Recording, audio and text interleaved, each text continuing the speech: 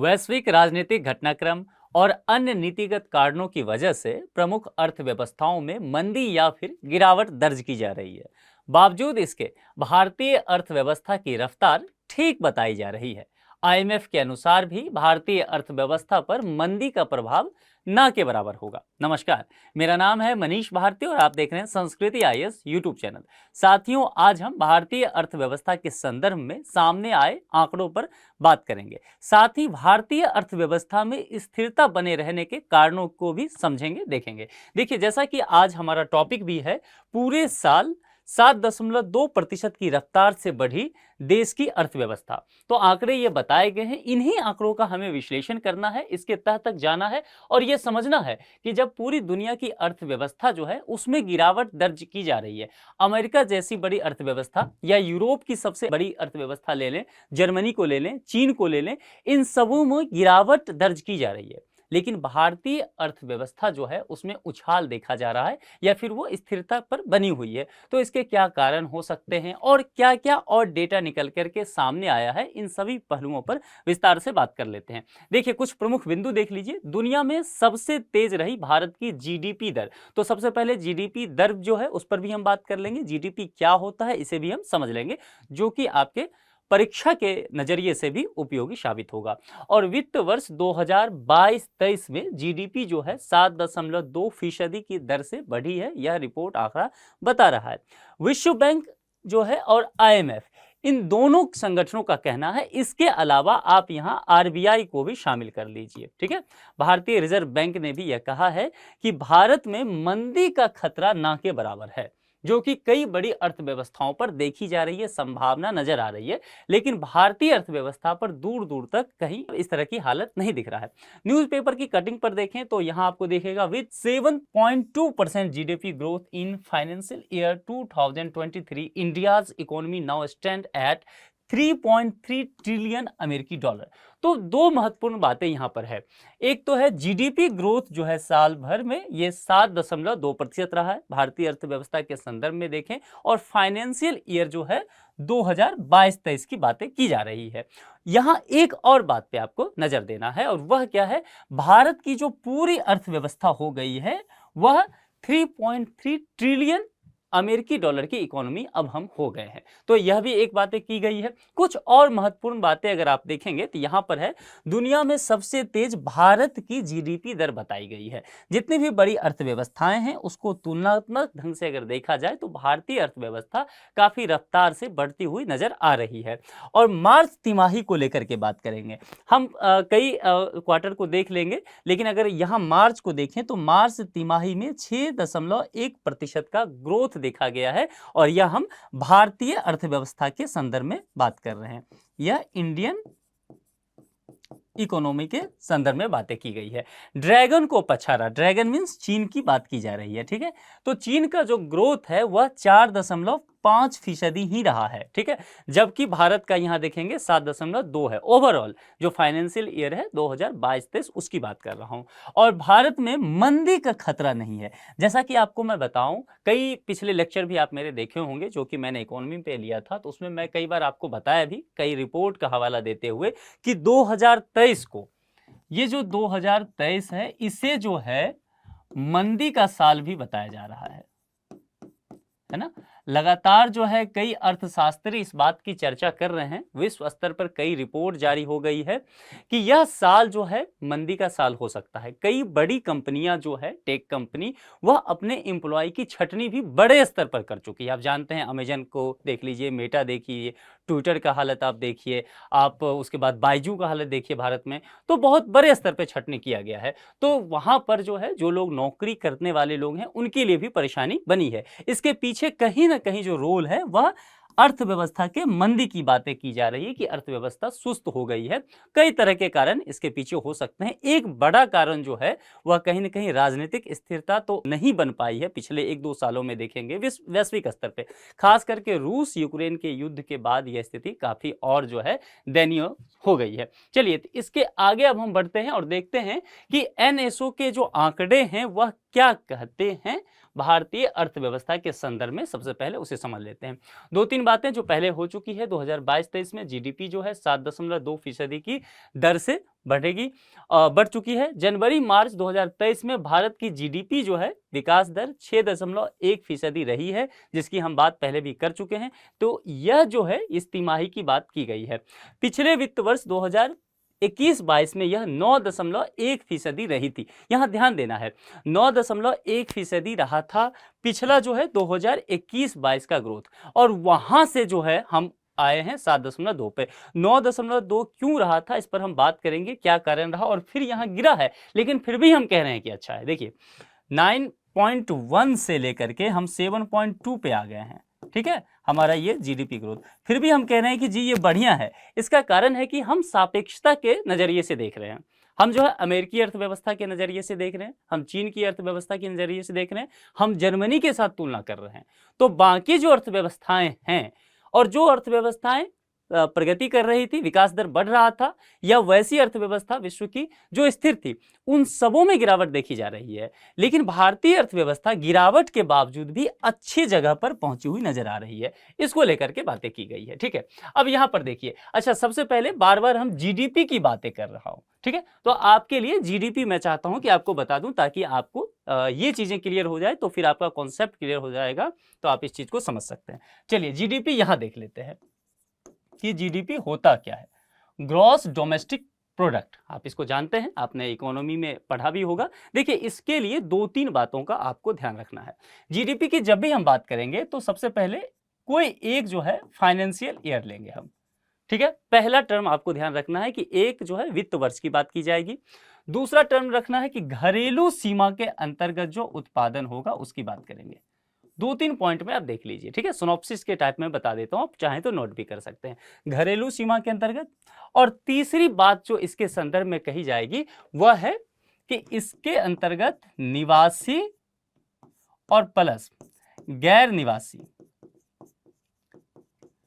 तो निवासी और गैर निवासी के द्वारा भी जो उत्पादित होगा वह भी शामिल होगा। तो 3 चीजें, एक कोई भी वित्तीय वर्ष, घरेलू सीमा और निवासी और गैर निवासी के द्वारा क्या चीज, तो यहां पर देखते हैं अंतिम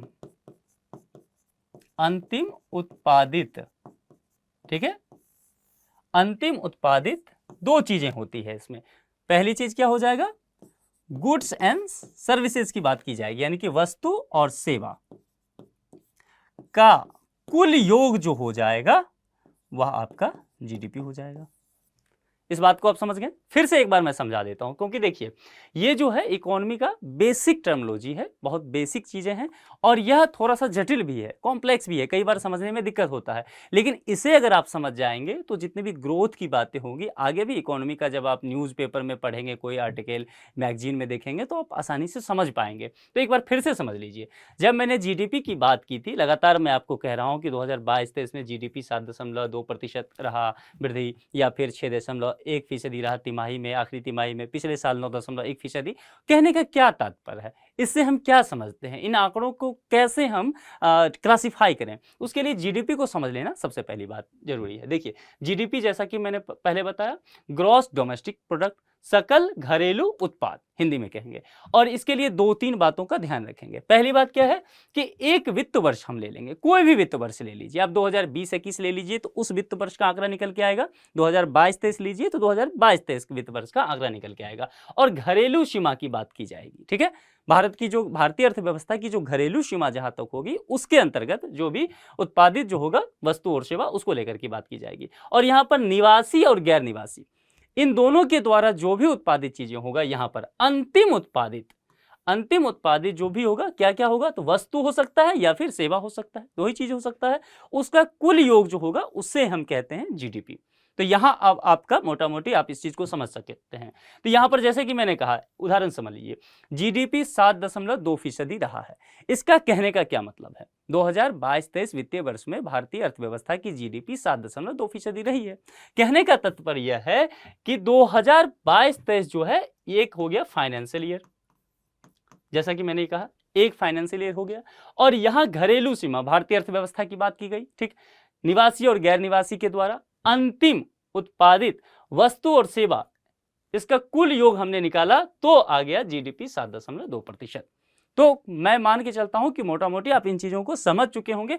उसके आधार पर मैं इन आंकड़ों का क्लासिफिकेशन करता हूं, इन आंकड़ों पर बात करते हैं ताकि आप अच्छे से इन्हें आप समझ पाएं। चलिए यहां देखिए 2011-12 के मूल्यों पर आंकड़े प्रतिशत में सबसे पहले देख लेते हैं। भारत की जीडीपी वृद्धि दर को हम समझने की कोशिश कर रहे हैं। यहां पर 2012-13 से हम इसकी शुरुआत करेंगे और 2022-23 तक आएंगे, यानी कि ये वित्तीय वर्ष हमने लिया है। ठीक है, इस चीज को आप समझ सकते हैं। देखिए 2012-13 में देखेंगे तो भारत की जो है जीडीपी दर है वो 5.5% रहा है। 13-14 में बढ़ता जा रहा है, ये आंकड़ा कितना रहा है 6.4%। दूसरे कलर से मैं आपको दिखाता हूं ताकि सही से आप देख पाए। देखिए यह जो है बढ़ा है, बढ़ोतरी देखी गई है 6.4 की। फिर यहां पर 14-15 में देखेंगे 7.4, जीडीपी लगातार बढ़ता जा रहा है। 15-16 में यह आंकड़ा जो है 8 पर पहुंच जाता है और 16-17 में तो यह बढ़ के 8.3 तक पहुंच जाता है। ठीक है, 17-18 में यहां से इसमें जीडीपी में भारतीय अर्थव्यवस्था के जीडीपी दर में गिरावट दर्ज की जाती है यहां पर 17-18 में, और ये 6.8 आता है।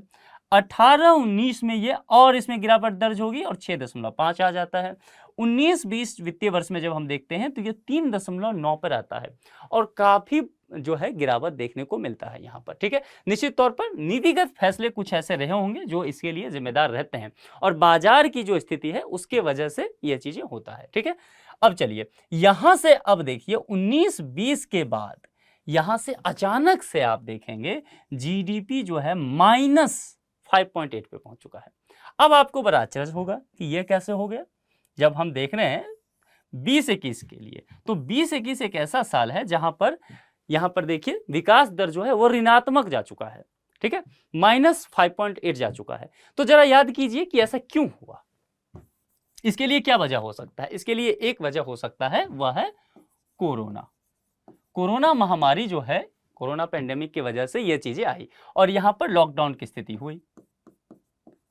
ठीक है, तो लॉकडाउन जब हुआ तो पूरी तरह की जो अर्थव्यवस्था था, हमारा अर्थव्यवस्था का तीनों ही सेक्टर, चाहे वो कृषि क्षेत्र हो, चाहे वो मैन्युफैक्चरिंग का सेक्टर हो, चाहे वो सर्विस सेक्टर हो, तीनों ही जो है बंद हो गया, पूरी तरह से कामकाज बंद हो गया। तो जब उत्पादन हुआ ही नहीं अंतिम वस्तु का, निवासी या गैर निवासी काम किए ही नहीं, उत्पादित अंतिम वस्तु या सेवा हुआ ही नहीं, तो विकास होगा कहाँ से। तो जो पहले से बना बनाया था वह भी धराम से गिरा। हालांकि आपको यहाँ एक चीज ध्यान रखिएगा, उस वक्त भी हमारा जो कृषि क्षेत्र है उसने बहुत अच्छा काम किया था और वही एक था कृषि क्षेत्र ही जो उस वक्त धनात्मक स्थिति में था, तकरीबन 4 के आसपास था उसकी स्थिति।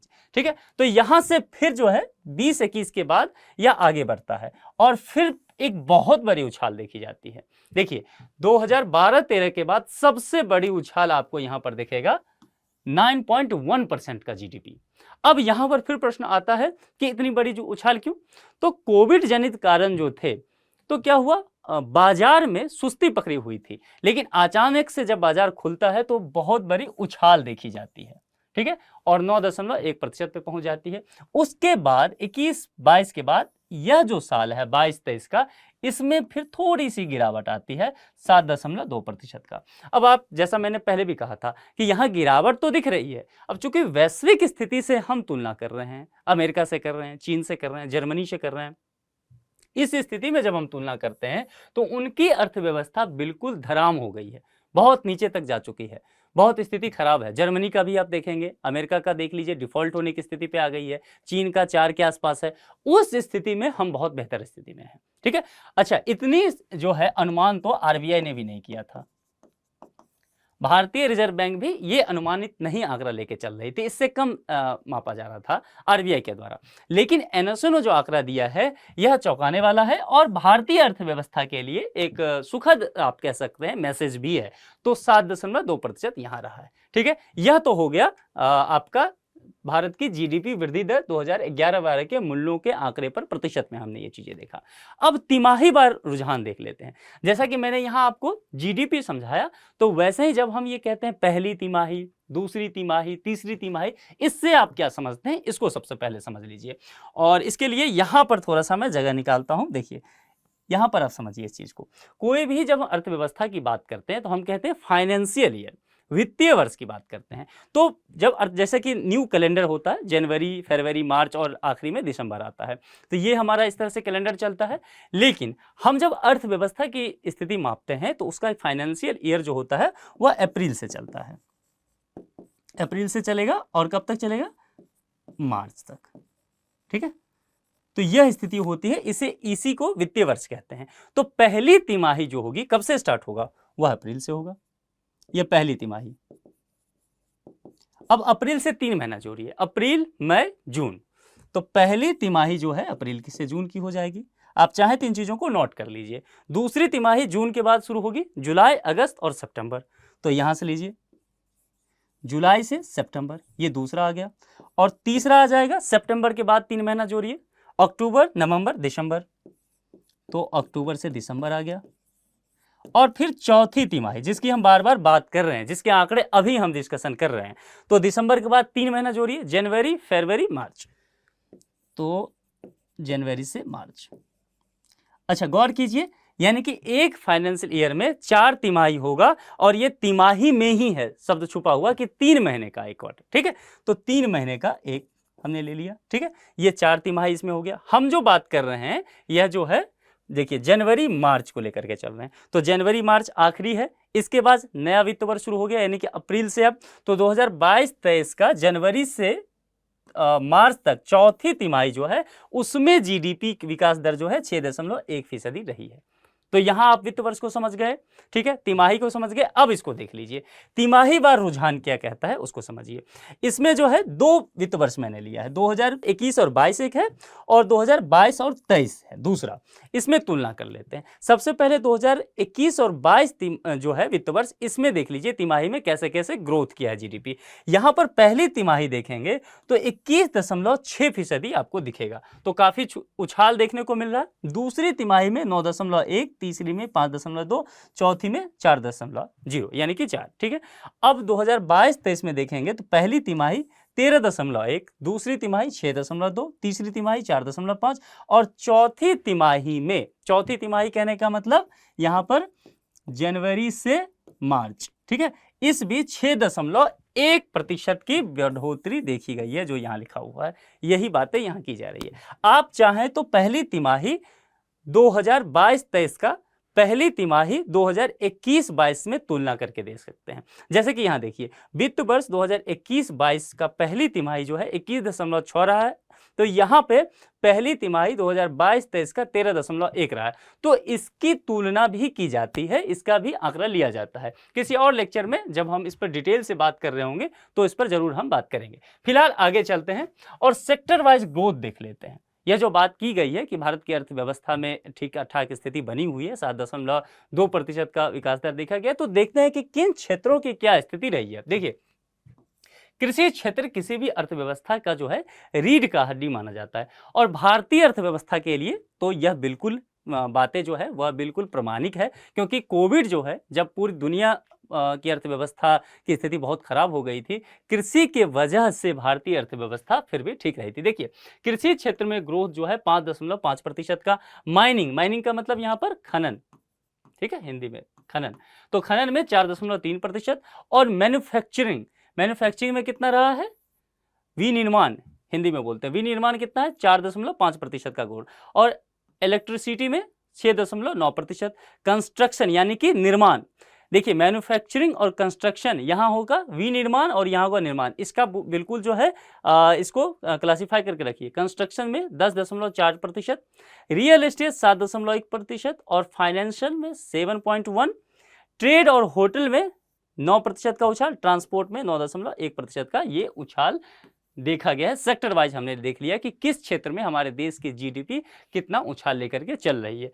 चलिए आगे बढ़ते हैं, और अन्य देशों की अर्थव्यवस्था के साथ अब हमें तुलना करना चाहिए, क्योंकि अब वही है, मैंने पहले कहा सापेक्षता की बात की गई है कि हम 9.1 पे थे लेकिन 7.2 पे आ रहे हैं, फिर भी हम कह रहे हैं कि देखिए हमारी रफ्तार जो है अच्छी है। तो क्यों भाई, इसका कारण यह है कि हम बाकी देशों के साथ तुलना कर रहे हैं। तो सबसे पहले देखिए, चीन की जीडीपी जो है उसकी विकास दर 4.5% रही है। अच्छा, चीन की अर्थव्यवस्था बहुत बड़ी अर्थव्यवस्था है, दूसरे नंबर की अर्थव्यवस्था है विश्व में, उसके बावजूद भी इसकी स्थिति बहुत खराब चल रही है। जर्मनी में मंदी के आसार हो गए हैं, जबकि यूरोप की एक बहुत बड़ी अर्थव्यवस्था है, लेकिन बावजूद इसके हालात खराब हैं। और अमेरिका का हाल तो आपसे छुपा हुआ नहीं है। अमेरिका में पहली बार जो है डिफॉल्ट होने का खतरा हो रहा है। राष्ट्रपति जो है जो बाइडेन, वह अपने विदेशी दौरे तक कैंसिल कर रहे हैं। ठीक है, तो यह स्थिति बनी हुई है। अब यहां देखिए real GDP growth rate of major economics, तो विश्व की जो प्रमुख अर्थव्यवस्थाएं हैं उसके जो रियल जीडीपी का ग्रोथ रेट है उसको जरा हम देखते हैं। और ये ब्लू लाइन जो है इसे आप 2022 मान के चलिएगा जब मैं यहां बात करूं, और 2023 का ये रेड वाला पट्टी है। ठीक है, ये दोनों वित्त वर्ष है, इसकी हम तुलना यहां पर करेंगे। ब्राजील का देखिए यहां पर 2022 में 2.9% जो जीडीपी की रफ्तार थी यहां पर गिर गया है। ठीक है, ब्राजील गिरता हुआ नजर आ रहा है, और गिरना कितना है 2.9 से सीधा 0.9 पे आ गया है। समझने की बात है, यहां पर देखिए। उसके बाद आप रसिया को जरा देख लीजिए। रसिया की हालत देखिए, 2022 की वित्तीय वर्ष में देखेंगे रसिया -2.1 पे था। अच्छा, यहां रसिया -2.1 पे क्यों है? देखिए क्या कारण हो सकता है। तो रसिया जो है ये वॉर में इन्वॉल्व है अभी, रसिया और यूक्रेन का वॉर। इसके वजह से ना सिर्फ रूस की अर्थव्यवस्था पर बहुत प्रभाव पड़ा है, बल्कि यूरोप की जो प्रमुख अर्थव्यवस्थाएं रही है उस पर भी बहुत बुरा प्रभाव पड़ा है। साथ ही वैश्विक अर्थव्यवस्था की सेहत को भी रूस यूक्रेन के विवाद ने, युद्ध ने खराब किया है। ठीक है, लेकिन रसिया का देखेंगे 2023 में यहां पर इसकी स्थिति थोड़ी सी सुधार आई है, ऋणात्मक जो था धनात्मक में पहुंच गया है। इंडिया की अर्थव्यवस्था को लेकर चलते हैं, बहुत दिलचस्प मसला है यहाँ। जो देखिए आईएमएफ ने जैसा कुछ दिन पहले कहा था कि ये पूरी अंधकार हो रहा है अर्थव्यवस्थाओं में, उसमें जो है भारत एक रोशनी की तरह है, भारतीय अर्थव्यवस्था। तो इसी आंकड़ों को लेकर के कहा गया था। देखिए इंडिया का देखेंगे आप 9.1% है इसका ग्रोथ, कब है 2022 में जीडीपी का, और गिरावट है बाकी सब में देखिए कितना, और भारत में भी गिरावट है, लेकिन फिर भी 7.2 पर आकर के हम रुके हैं 2023 में। तो यही हमारे लिए बहुत अच्छी स्थिति है। चाइना का देखेंगे तो 3 है और 5.2 पे गया है।